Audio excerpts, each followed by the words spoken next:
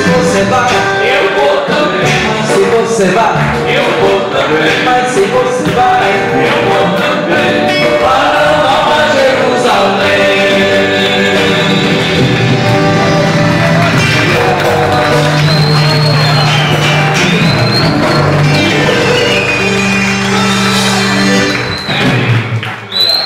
aleluia. Acho que ninguém quer ir embora hoje, né?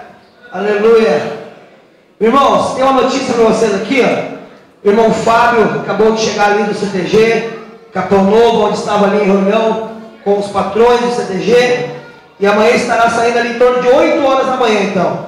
Piquete Rancho de Chucros, piquete Escola Santa Terezinha, que vem trazendo a bandeira do Rio Grande, piquete Amigos do Cavalo, do patrão da Campeira, o Rodrigo, e toda a turma ali de Capão Novo. Tá? Então, carregando a nossa bandeira, estará o Cleberson amanhã, bandeira de nossa igreja.